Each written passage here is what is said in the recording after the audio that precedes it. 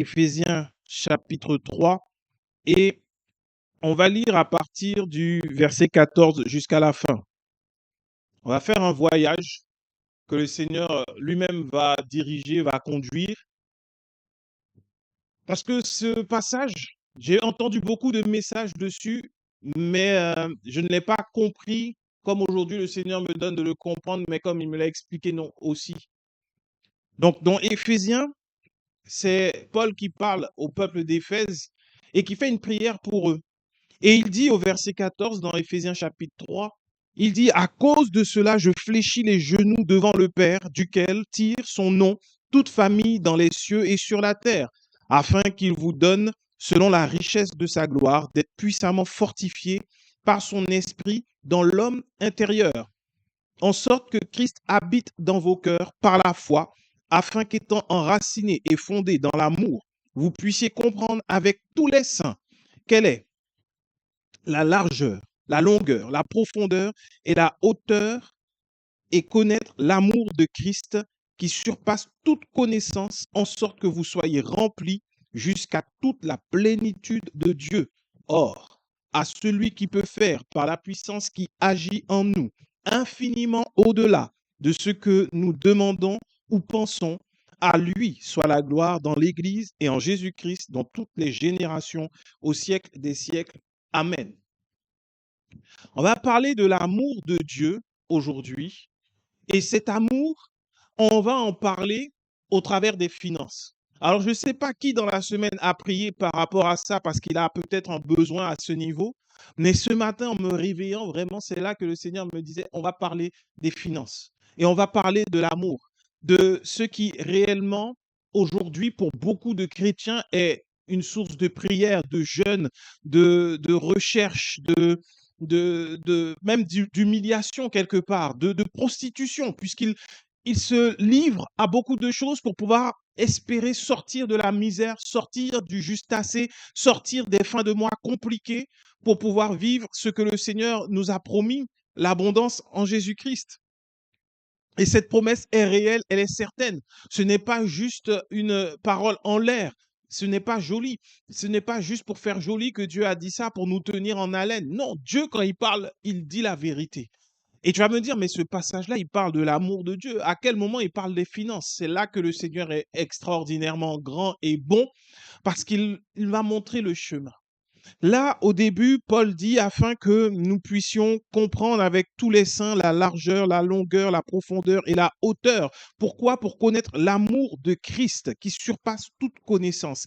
Et avant ça, au verset 16, il dit que, même au verset 15, de Dieu, toutes les familles de la terre tirent l'exemple, tirent son nom, et afin qu'il vous donne, selon la richesse de sa gloire, d'être puissamment fortifiés.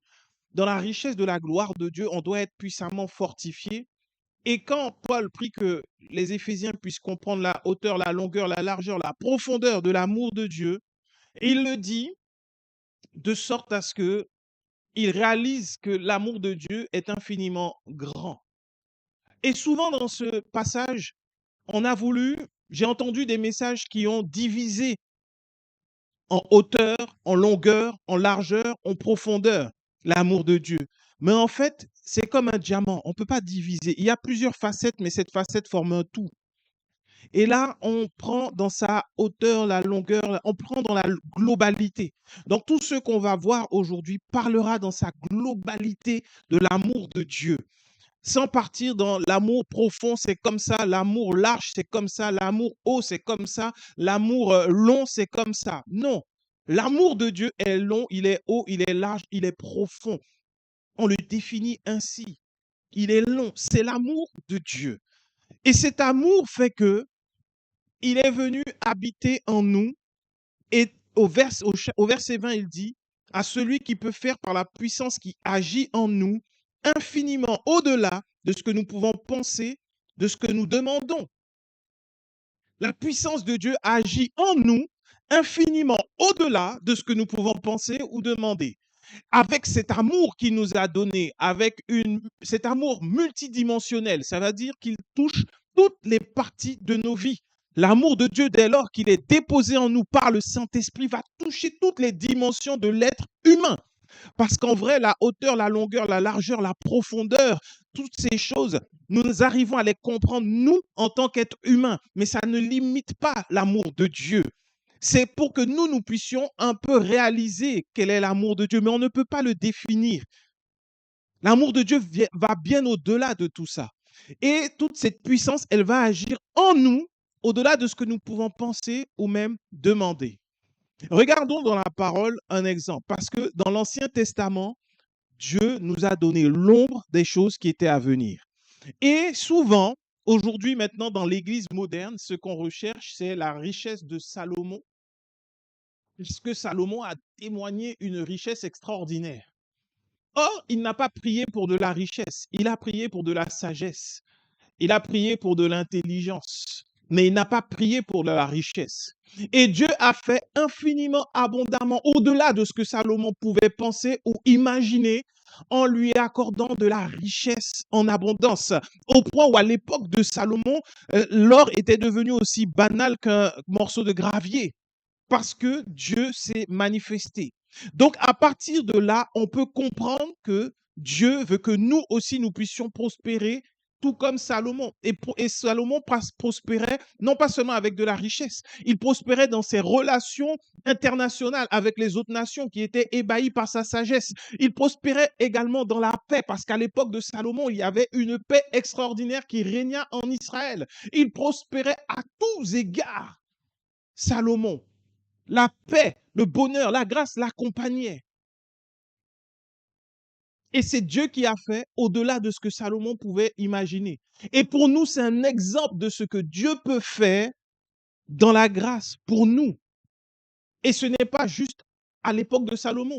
Et tu n'as plus besoin de chercher à dominer un pays parce que désormais tu es en Jésus-Christ et tu règnes avec lui en étant en lui. Donc tu es bien au-delà d'un pays. Tu es en Christ et Christ est à la droite de Dieu.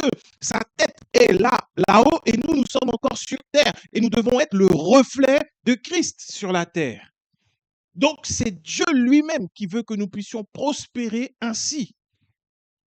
Et il le fait par la puissance qui agit en nous infiniment, abondamment, au-delà de ce que nous pouvons penser ou imaginer. Et là, c'est la profondeur de son amour, la hauteur, c'est tout son amour manifesté. Ça, c'est ce que Dieu fait par rapport à nous. Et on va regarder Proverbe 8. C'est Salomon qui parle lui-même. Salomon qui parle lui-même et il te donne un secret extraordinaire dans le livre des Proverbes au chapitre 8. Proverbe de Salomon, chapitre 8, qui nous dit, la sagesse ne crie-t-elle pas, l'intelligence n'élève-t-elle pas sa voix? C'est au sommet des hauteurs, près de la route, c'est à la croisée des chemins qu'elle se place, à côté des portes, à l'entrée de la ville, à l'intérieur des portes, elle fait entendre ses cris. Homme, c'est à vous que je crie, et ma voix s'adresse au Fils de l'homme. Stupide, apprenez le discernement, insensé, apprenez l'intelligence. Écoutez, car j'ai de grandes choses à dire, et mes lèvres s'ouvrent pour enseigner ce qui est droit. Car ma bouche proclame la vérité, et mes lèvres ont en horreur le mensonge. Toute la parole de ma bouche, toutes les paroles de ma bouche sont justes, elles n'ont rien de faux ni de détourné. Mais toutes sont claires pour celui qui est intelligent et droites pour celui qui est trouvé, pour ceux qui ont trouvé la science. Préférez mes instructions à l'argent et la science à l'or le plus précieux. Ça, tu peux le surligner, tu peux le garder, on va en reparler.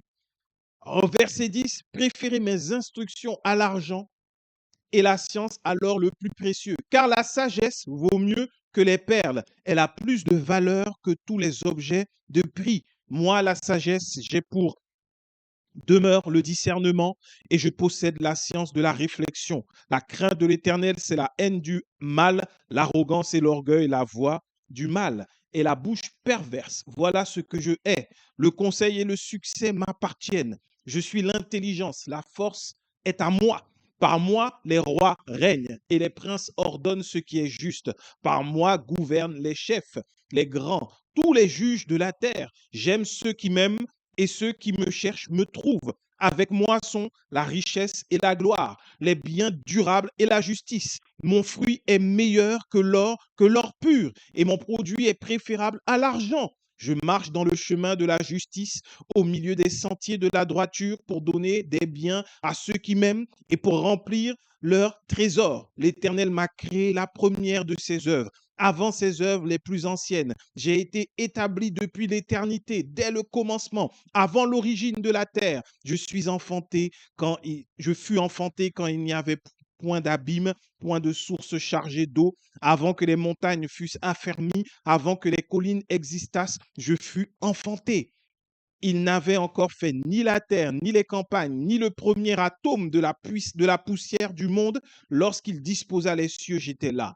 Lorsqu'il traça un cercle à la surface de l'abîme, lorsqu'il fixa les nuages en haut et que les sources de l'abîme jaillirent avec force, lorsqu'il donna une limite à la mer pour que les eaux n'en franchissent pas les bords, lorsqu'il posa les fondements de la terre, j'étais à l'œuvre auprès de lui.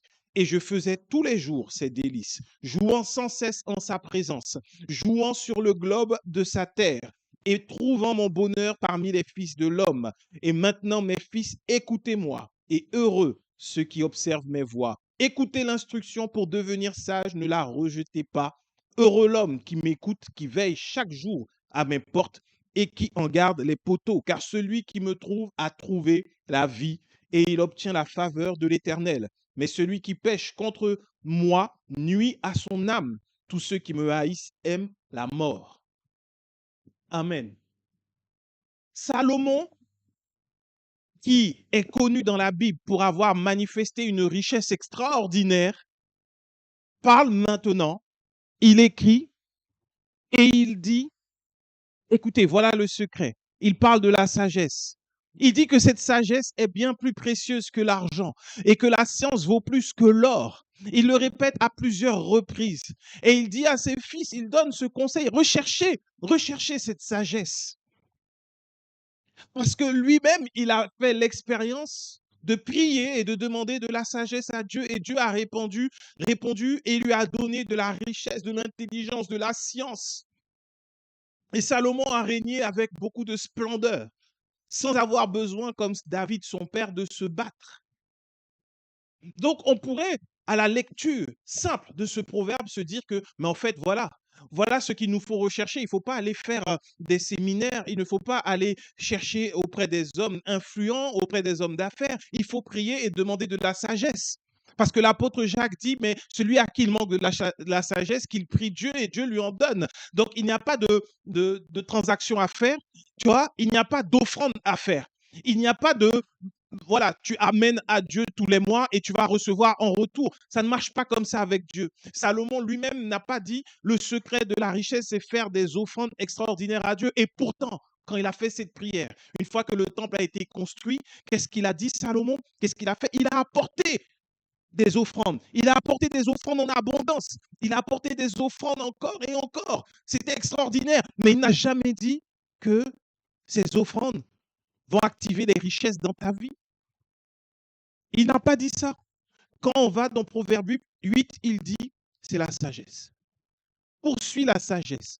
Recherche la sagesse. Car avec elle, tu auras un produit qui sera bien plus précieux que l'or et que l'argent. Parce que celui qui a la sagesse, il réussira dans toutes ses voies. Tout ce que tu entreprendras, tu vas réussir. Parce que tu as la sagesse, la science et l'intelligence pour pouvoir le faire. Et c'est ce que Salomon mettait en avant.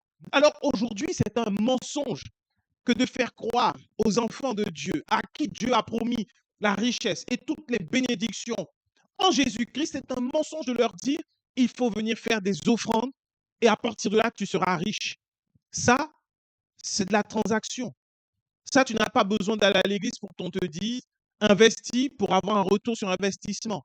Je crois que dans les banques et les conseillers financiers, ils pourront te donner des produits et te dire, si tu as de l'argent, achète des actions là, fais ci, fais ça, et ça va te rapporter.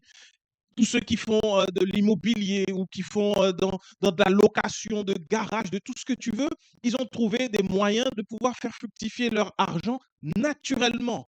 Mais nous, en Christ, nous ne sommes plus des êtres naturels. Nous ne sommes plus nés de la chair et du sang. On n'a plus à lutter parce que ceux qui mettent en avant le fait de faire des offrandes, c'est au prix de beaucoup d'efforts. Et Christ n'est pas glorifié parce que Dieu se glorifie en Jésus-Christ. Et Christ est glorifié dès lors qu'on vit la grâce de Dieu parce qu'il a tout accompli et il veut que nous puissions bénéficier de ses fruits.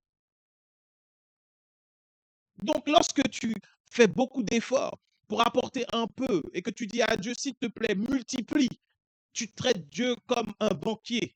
Il n'est pas plus élevé qu'un banquier. Il n'est pas plus élevé qu'un courtier. Et ça, c'est pas possible. Dieu est au-dessus de tout ça. Salomon va dire que cette sagesse, elle était là avant la fondation du monde.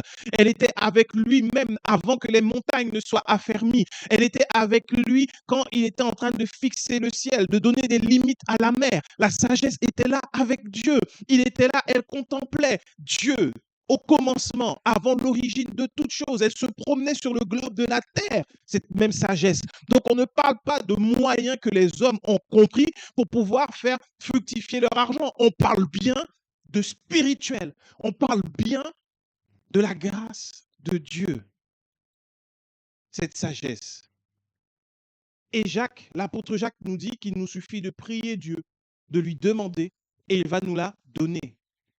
Ce n'est pas comme à l'époque de Salomon où il faut construire un temple, apporter des offrandes et de voir que tout le monde va voir qu'on fait une grosse offrande et Dieu répond en donnant de l'argent. Ça ne marche plus comme ça. Nous ne sommes plus sous la loi désormais. Nous sommes sous la grâce. Autrement dit, tes finances ne dépendent pas de ton travail ni de la qualité de ton travail, même si tu dois bien travailler, mais elles dépendent de la grâce de Dieu uniquement. Il y a quelque chose de surnaturel qui arrive dans tes finances, quels que soient tes revenus, quand tu t'appuies sur la grâce de Dieu. Tu ne vas pas comprendre d'où ça sort. Tu ne vas pas comprendre comment. Et garde-toi d'essayer d'analyser parce que tu risques d'être étonné entre le salaire que tu as eu, les dépenses que tu as et de voir qu'il t'en reste encore. Ça, c'est la grâce de Dieu. Ça, c'est la véritable abondance.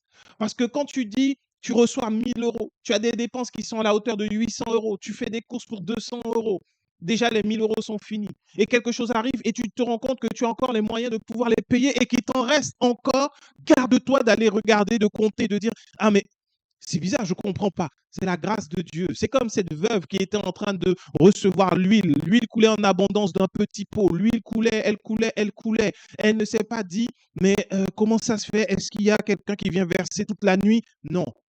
C'est ça l'abondance que Dieu veut que nous puissions avoir. C'est bien plus que d'avoir des sociétés et de ne pas pouvoir dormir en paix le soir parce que tu as peur que demain un événement vienne et que tu perdes tout. C'est bien plus que de chercher des montages financiers pour pouvoir sortir du système des impôts et en payer le moins possible. Tôt ou tard, ce qui appartient au monde, le monde va venir le réclamer. Mais ce qui est à Dieu et est à toi. Et Dieu, il ne va pas venir te réclamer ce qu'il t'a donné pleinement parce que la preuve de son amour, c'est la mort de Jésus-Christ. Donc, Salomon te dit, recherche la sagesse et l'intelligence. Recherche cette sagesse, cette intelligence. Et aujourd'hui, est-ce que tu vas courir après la sagesse? Est-ce que tu vas prier après la sagesse uniquement? Mais si tu prends le temps maintenant de relire ce passage, Salomon a parlé et ce qu'il a annoncé était prophétique. Au-delà de la simple sagesse, on peut voir qu'il parle d'une personne. Ce n'est pas juste la sagesse. Parce qu'on pourra te donner des enseignements et te dire désormais 15 clés pour trouver la sagesse et prospérer comme Salomon. Mais ça, c'est toujours pas la grâce de Dieu. Quand tu regardes la description de la sagesse, on dit, il est écrit que au verset 22 de Proverbe 8, l'Éternel m'a créé le premier de ses œuvres avant ses œuvres les plus anciennes. Qui a été créé le premier avant toute autre chose, avant ce qu'il y a de plus ancien? On va regarder Jean chapitre 1. L'évangile selon Jean, le chapitre 1er.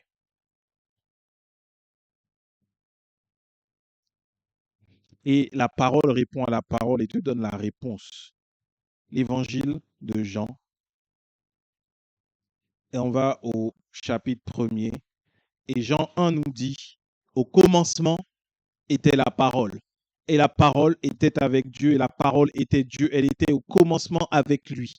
Toutes choses ont été faites par elle, et rien de ce qui a été fait n'a été fait sans elle. Et elle était la vie, en elle était la vie, et la vie était la lumière des hommes. La lumière, lui, dans les ténèbres, et les ténèbres ne l'ont point reçue. Il y a un homme envoyé de Dieu, son nom était Jean. Il vint pour servir de témoin, pour rendre témoignage à la lumière, afin que tous crussent par lui. Il n'était pas la lumière, mais il parut pour rendre témoignage à la lumière. Cette lumière était la véritable lumière qui, en venant dans le monde, éclaire tout homme. Elle était dans le monde, et le monde a été fait par elle, et le monde ne l'a point connue. Elle est venue chez les siens, et les siens ne l'ont point reçue, mais à tous ceux qui l'ont reçue, à ceux qui croient en son nom, elle a donné le pouvoir de devenir enfants de Dieu, lesquels sont nés non du sang, ni de la volonté de la chair, ni de la volonté de l'homme, mais de Dieu. Et la parole a été faite chair, et elle a habité parmi nous, pleine de grâce et de vérité, et nous contemplons sa gloire, une gloire comme la gloire du Fils unique, venu. Et nous avons contemplé sa gloire, une gloire comme la gloire du Fils unique venu du Père. Jean lui a rendu témoignage et s'est écrié, c'est celui dont j'ai dit, celui qui vient après moi m'a précédé, car il était avant moi. Et nous avons tous reçu sa plénitude et grâce pour grâce, car la loi a été donnée par Moïse, et la grâce et la vérité sont venues par Jésus-Christ. Personne n'a jamais vu Dieu, le Fils unique qui est dans le sein du Père, est celui qu'il a fait connaître. Au commencement était la parole, et l'apôtre Jean nous révèle que cette parole manifestée sur terre, c'est Jésus-Christ. Et Jean disait qu'elle était avant lui. Et souviens-toi, au moment où il y avait cette femme qu'on avait trouvée en flagrant délit d'adultère, qu'on avait mise devant Jésus, et qu'après on essayait d'accuser Jésus, Jésus avait dit qu'il était plus grand qu'Abraham, et qu'il était même avant Abraham, qu'il existait même avant Abraham. La parole, au final, nous dit et nous fait comprendre que cette parole, c'est Jésus, et que la même sagesse dont Salomon parle, celle qui apporte l'intelligence, celle qui apporte la science, celle qui est plus précieuse que l'or, celle qui est plus précieuse que l'argent, celle qui te donne de prospérer, celle qui te donne de réussir, porte un nom, et ce nom, c'est Jésus-Christ. Et tu le reçois quand tu crois en lui. Et qu'est-ce qu'il vient te donner? Il vient te donner son esprit. Et par son esprit, Galates 5 nous dit que le fruit de l'esprit, c'est l'amour. Et donc Dieu, dans son amour qu'il a déposé en toi, quand tu reçois Jésus, il y a toute la sagesse qui a fait que Salomon est devenu riche. Paul nous dit dans Éphésiens au chapitre 3 que Dieu va faire infiniment, abondamment, au-delà de ce que tu peux penser, de ce que tu peux imaginer, par la puissance qui agit en nous. Dieu a toujours voulu que nous puissions prospérer, que nous soyons riches, que nous soyons forts et que nous ne soyons pas dépendants financièrement de ce monde, mais de lui. Et pour cela, il nous dit de croire en Jésus-Christ et que Christ dépose son amour en nous et que ce même amour qui est haut, qui est profond, qui est large, qui est long, va faire au-delà de ce que même on peut penser. Ça veut dire avant même que tu le penses, l'amour de Dieu l'a déjà fait. Et dans cet amour de Dieu, il y a la sagesse que Salomon a manifestée, celle qui a fait qu'il a manifesté la richesse abondante. Et dans le même livre d'Éphésiens, Paul nous dit que nous sommes bénis de toutes les bénédictions en Jésus-Christ. Toute forme de richesse sont en lui. Et quand tu reprends le livre de Proverbes, tu vois qu'à un moment, on ne parle plus seulement de la sagesse, mais on parle d'un enfant qui fait le plaisir de son père, qui était en train de jouer avec lui, qui était en train de prendre plaisir à voir la création du monde, qui était en train de voir les choses se faire. Dans le Proverbe 8, il dit « J'étais à l'œuvre auprès de lui ». Et la parole a tout été... Quand tu prends Proverbe 8 et que tu prends Jean 1, tu te rends compte qu'on est en train de parler de ce que Jésus a fait. Il était là au commencement. Tout a été fait par lui, en lui. Et avec lui, rien n'a été fait sans lui. Et quand tu regardes la terre a été faite avec sagesse. L'exemple même de la prospérité prospérité de Dieu, c'est cette planète Terre qui, depuis des siècles, des millénaires, existe et qui continue de produire du fruit, qui continue de produire des animaux. Même si les hommes lui font du mal, la Terre continue de nous donner toutes ces richesses. Parce qu'en vrai, la richesse après quoi? Après laquelle les hommes courent, c'est la richesse de cette terre, c'est la richesse qu'il y a dans la mer, c'est la richesse qu'il y a dans le sous-sol, c'est la richesse qu'il y a dans les airs, c'est la richesse qu'il y a à la montagne. C'est cette richesse-là que les hommes veulent. Ils courent après cette richesse. Ils prennent des terrains et ils l'exploitent et ils ont de l'argent et avec cet argent, ils se croient puissants. Mais toi, tu as celui qui a créé la terre et qui a créé la prospérité de cette terre. Depuis les siècles que la terre existe, nous avons des fruits, nous avons de quoi manger. Et si demain tout le système monétaire de cette terre disparaît, la terre continue d'être prospère. Pourquoi? Parce qu'elle a été créée par la parole de Dieu et cette parole, elle est sagesse même. Il y a la science. Donc aujourd'hui, celui qui habite en toi est celui qui a fait que la terre prospère. Les hommes ont détruit la terre. Il y a eu des catastrophes sur la terre. Il y a eu le déluge envoyé par Dieu. La terre a continué d'être prospère. Elle n'a pas arrêté. Ça veut dire que tu peux te retrouver un moment sous l'eau, comme on dit, mais tu n'arrêteras pas de prospérer. Pourquoi? Parce que dans le déluge, tu as une arche qui s'appelle Jésus-Christ. Et à l'intérieur de cette arche, il y a toute la richesse dont tu as besoin pour continuer de vivre. Dieu te garde, même lorsque tu es sous l'eau. C'est pour ça qu'il dit, quand Jésus disait, ne vous inquiétez de rien, ne vous inquiétez pas de comment vous allez être vêtus, ni de ce que vous allez manger, car Salomon même, dans toute sa gloire, n'a jamais été revêtu comme les fleurs que l'on peut voir. Et ces fleurs ne paraissent qu'un moment et disparaissent. Ne t'inquiète de rien. Toute la richesse, toute l'abondance, toute la prospérité ne se trouve pas dans un séminaire. Elle ne se trouve pas dans le fait de faire des offrandes. Elle se trouve en Jésus-Christ et Christ, il se trouve en toi quand tu crois en lui. Alors ne va pas auprès des hommes. Ne t'attends pas à ce que quelqu'un te fasse une offrande. Tu sais, dans l'offrande, il y a des gens qui ont compris qu'une offrande faisait que tu pouvais être redevable. Et lorsque tu acceptes des offrandes de certaines personnes, ils prennent le contrôle de ta prospérité et de ta richesse. Regarde aujourd'hui, système très simple dans les églises.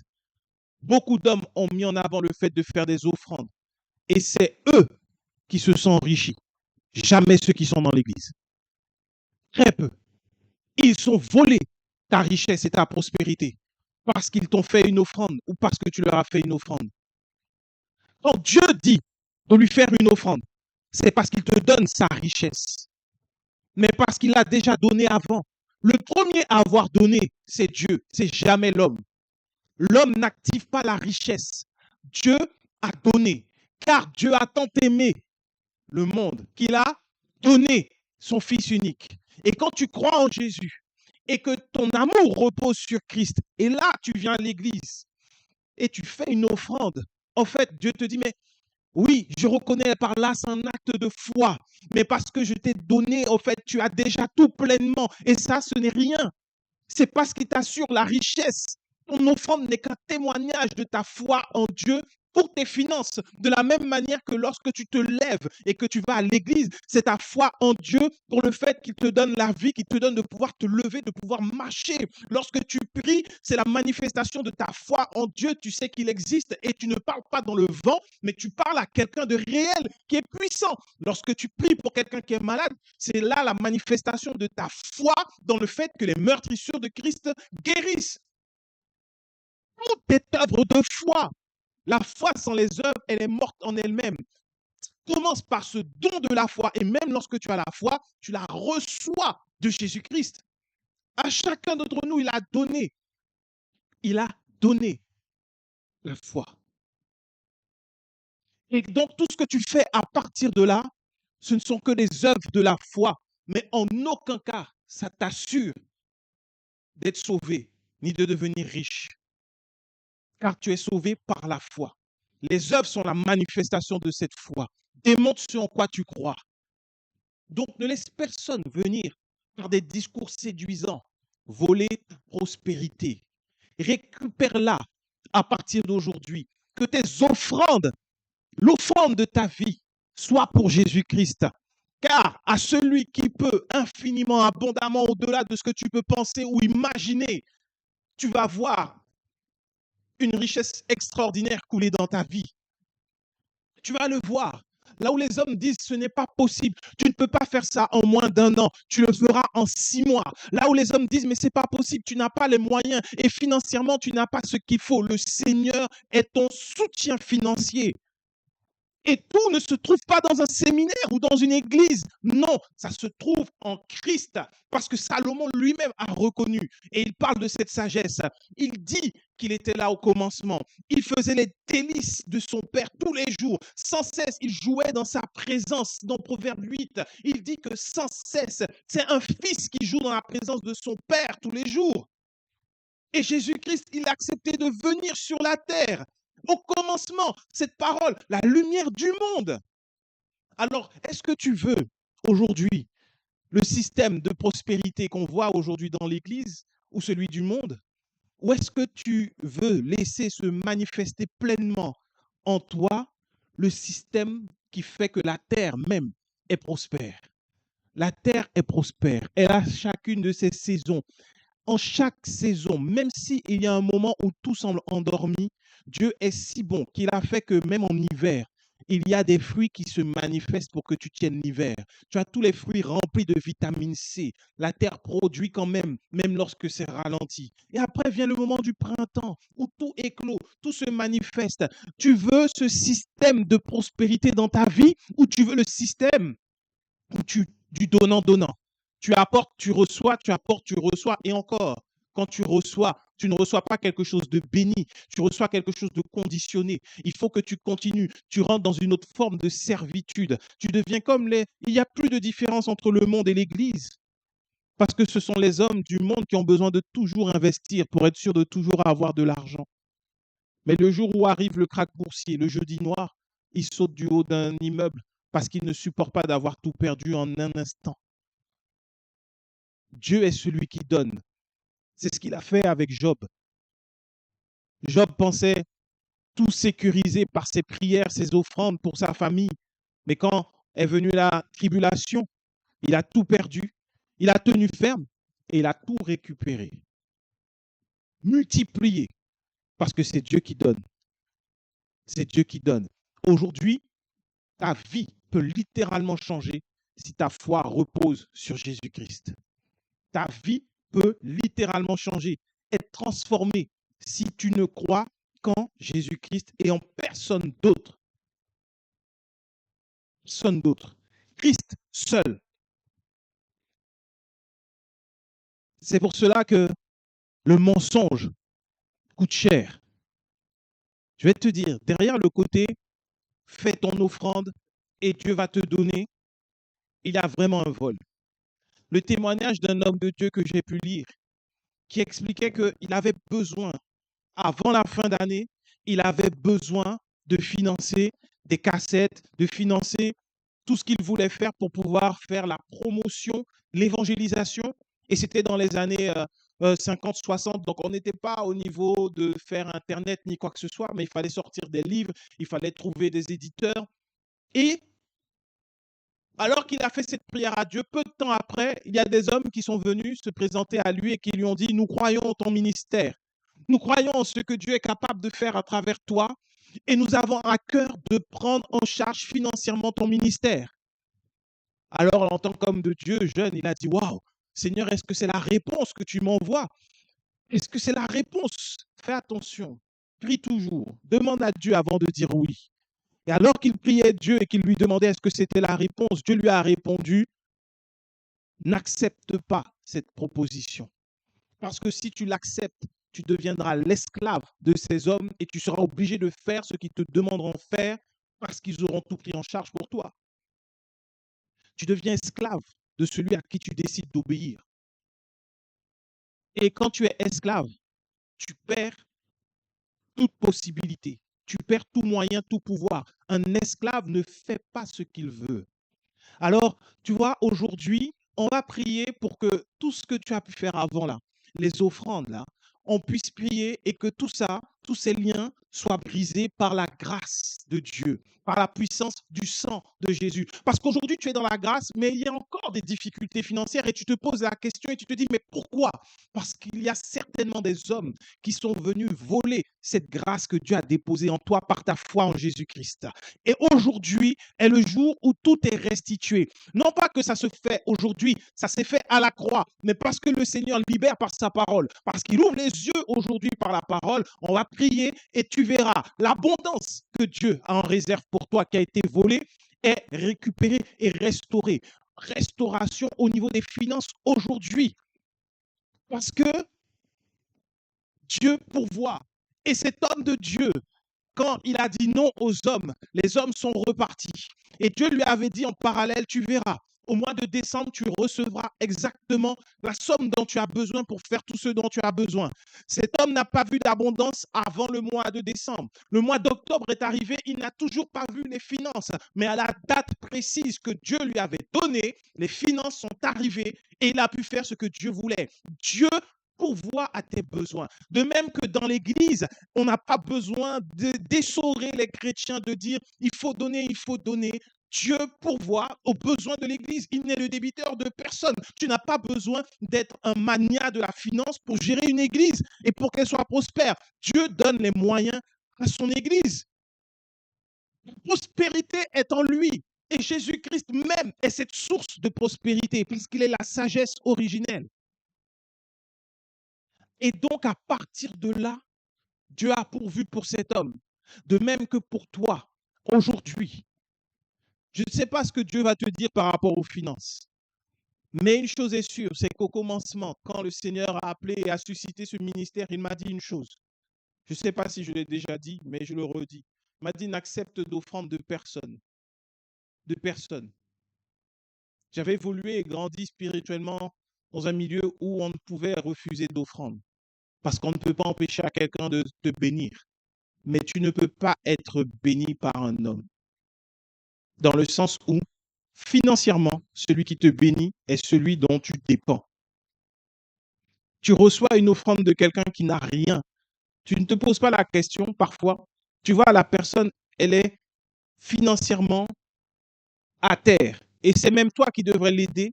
Et tu reçois une offrande d'elle. Et soudainement, tu dis Dieu merci, tu pries pour la personne et c'est toi qui commences à perdre. Tu commences à te retrouver à moins. Tu ne comprends pas. Parce qu'il y en a qui ont compris ce principe spirituel et qui vont et qui volent. Donc, le Seigneur m'a clairement dit qu'il pourvoirait à tous mes besoins. Des moments difficiles, oh, il y en a eu. Mais combien ce sont des moments et des occasions de glorifier le Seigneur parce qu'il a toujours pourvu. Toujours pourvu. D'une manière extraordinaire que je ne saurais expliquer. Je ne peux pas écrire un livre ni faire des conférences sur les finances. Je ne peux que prêcher ce que le Seigneur lui-même me donne par rapport aux finances. Et la clé, le secret, qui n'est pas un secret, tes finances se trouvent cachées en Jésus-Christ. Et elles se manifestent par la puissance qui agit en toi, abondamment au-delà de ce que tu peux penser ou imaginer. Et cette puissance, c'est l'amour que Dieu a déposé en toi par son esprit. Et cet esprit fait que toute cette puissance est manifestée en hauteur, en longueur, en largeur et en profondeur. Toutes les dimensions de ta vie. Alors la prospérité que Dieu te donne n'est pas un compte en banque à plus des milliards, mais c'est une vie prospère. Une famille qui prospère. Une famille qui prospère, c'est une famille où il y a l'abondance de la joie, où il y a la paix, où il y a le repos, où il y a l'ordre, où le père et la mère sont les parents et les enfants obéissent. Ça, c'est la prospérité que Dieu donne. Une santé qui prospère est une santé où même lorsque le corps défaille, le Seigneur, le Saint-Esprit vient nous soutenir et les meurtrissures de Christ nous guérissent. Une vie qui prospère, c'est un travail où personne ne peut t'embêter, où personne ne peut te faire sortir, où Dieu te positionne et te permet de rayonner selon sa volonté. Une vie qui prospère, ce sont des amis qui savent que Christ agit dans ta vie et qui n'ont pas besoin de te supplier, mais que tu pries pour eux. Une vie de prière épanouie est une vie prospère. Cette prospérité vaut bien plus que l'or et l'argent. Parce que par la communion à Christ, tu reçois bien au-delà de ce que l'argent pourrait te donner. L'argent ne peut pas t'apporter le bonheur ni la santé. Mais en Jésus-Christ, il y a le bonheur, il y a la santé, il y a le repos, il y a la joie. Dieu nous donne de découvrir tout son amour, ce diamant merveilleux qu'il a déposé en nous, en toi, pour que tu prospères. Alors aujourd'hui, on va prier.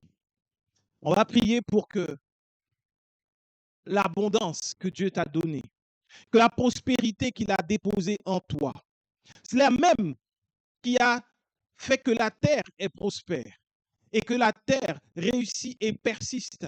Parce qu'au-delà de ce que les hommes disent, la fin de ce monde, elle est prévue par Dieu et non par les hommes. Et donc, il y aura toujours des semences, des moissons. Dieu veut que tu prospères. Et la qualité de l'offrande ne dépend pas de ce que tu apportes, mais dépend du temple que tu es. Tu es le temple du Saint-Esprit. Et c'est dans ce temple-là que Dieu envoie l'abondance et la richesse. Alors s'il y avait encore des liens, des failles, des choses qui étaient ouvertes à cause de principes issus de la loi, désormais, tout s'arrête. Parce que tu as été accusé d'être un voleur, parce que tu n'apportais pas les dîmes et les offrandes. Aujourd'hui, ces accusations s'arrêtent par le sang de Jésus. Parce que tu as été accusé de ne pas aimer Dieu, parce que tu ne faisais pas d'offrandes assez grosses, assez grandes.